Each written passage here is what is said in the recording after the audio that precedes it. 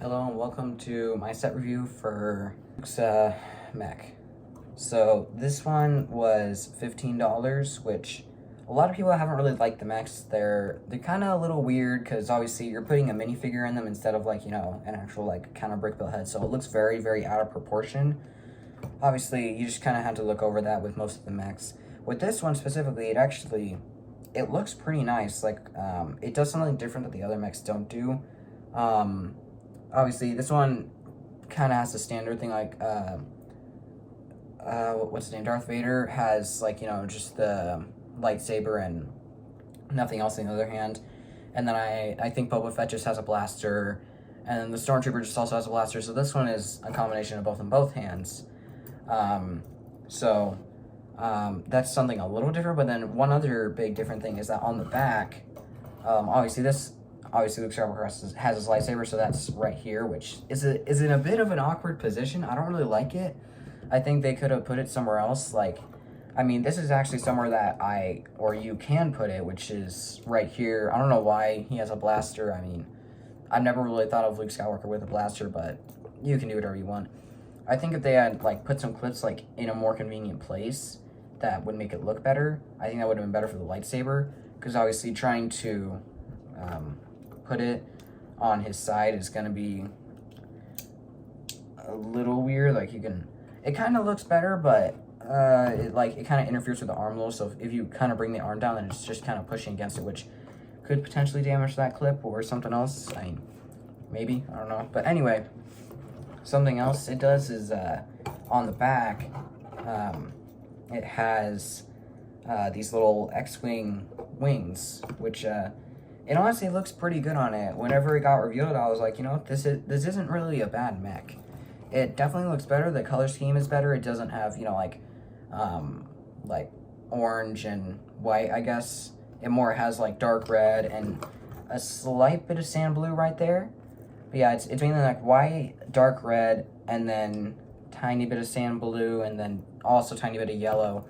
So it definitely did good with the color scheme, and the rebellion symbol right there looks very, very nice. One big thing that I really, really don't like about this, and I'm sure this is probably a little nitpick with all the other mechs, and it's that with Luke Skywalker, he doesn't really like stay in there. Like, you can hear him moving around. Like, it keeps him in there. Like, don't get me wrong. Like, this thing is, strong enough to keep him in there, but the little thing he's standing on right there isn't really holding him that well. So, oh crap.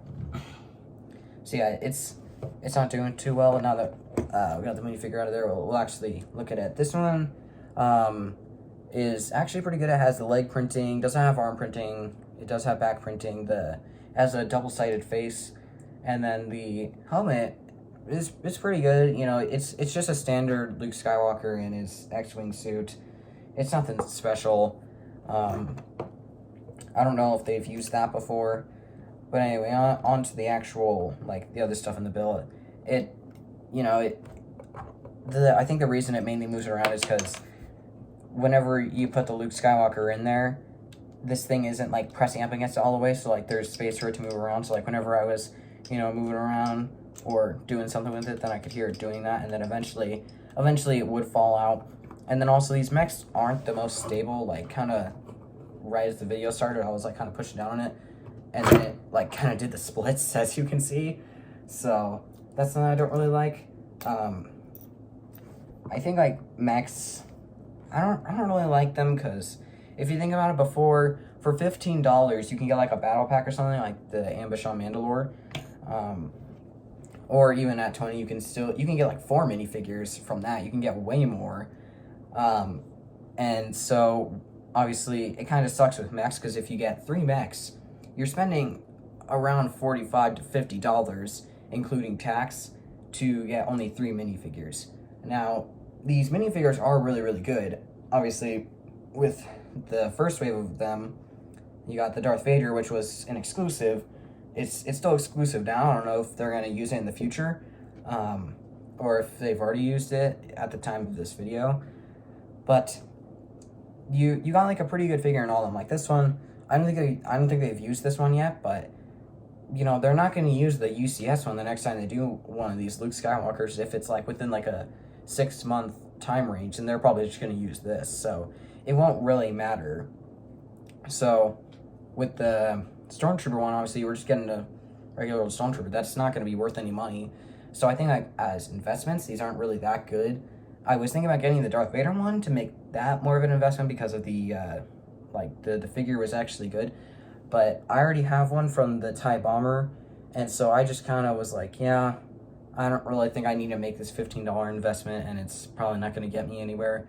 Because I feel like eventually they're going to use that one, because it's in a $15 set, so why would you leave that exclusive rather than, you know, one that you're putting in a more expensive set? Kind of reminds me of them putting a very expensive figure in a very expensive set, and then you know, putting in like a, say, a $13 microfighter. What am I thinking of? Oh, whatever. Anyway, so overall, I think the set is like worth getting if you're, you know, a fan of the mechs. I just got it because whenever I was at the Lego store, I had like $15 extra, and I was like, you know, I can just buy this for the set review. You know, it's new. People might want to hear about it. Although, one problem I don't like is that they don't use a clip right here. So it's like a ball joint, so it's like it's going everywhere, which kind of sucks. I mean, I guess I can see why they did it, because if you're moving the arm back, it's going to push that back, so having a clip right there would kind of limit the amount of mobility you would have on the arm. But I would have kind of preferred that they would do a clip, because then you can make it like perfectly on its, perfectly straight is what I mean.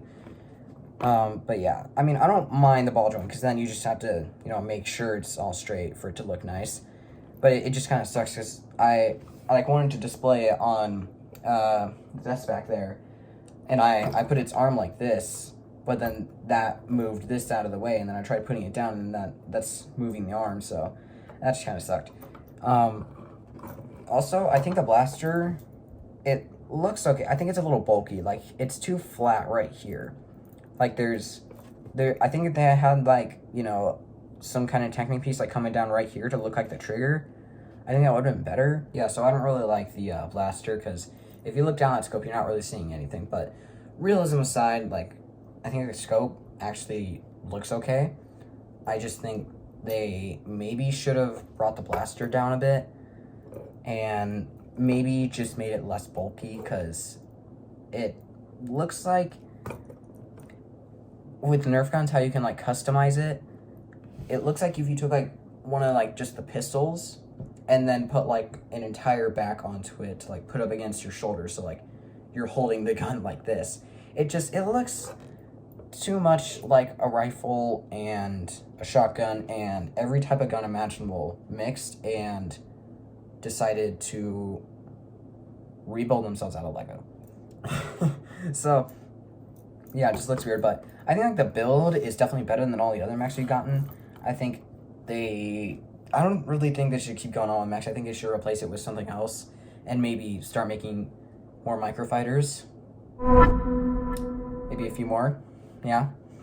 I think that's good. Yeah. But I think for the $15 price tag and then one minifigure, I think they should really start changing that. Because obviously you used to get the 3 minifigure packs for $15, but now you're having to spend a crap ton of money just to get 3 minifigures in all separate sets, but you could get all of them in just one set. Obviously, this just means, like, you can still just buy a battle pack, but if you're just trying to get one specific minifigure, you don't want to have to pay for the set to do that. You might as well just get the minifigure off, like, I don't know, some eBay or something. But yeah, that's just my thoughts on this set. Comment what yours are, and if you'll actually be getting this set, and also tell me which set I should review next, and maybe some other Lego build I should do. And yeah, I should already have the Ambush on Mandalore Battle Pack review out, so you could also go watch that. Or you can watch me build Lego shoes. I don't know, your choice. But anyway, thanks for watching. Please subscribe, like, and comment. And I'll see you guys in the next video.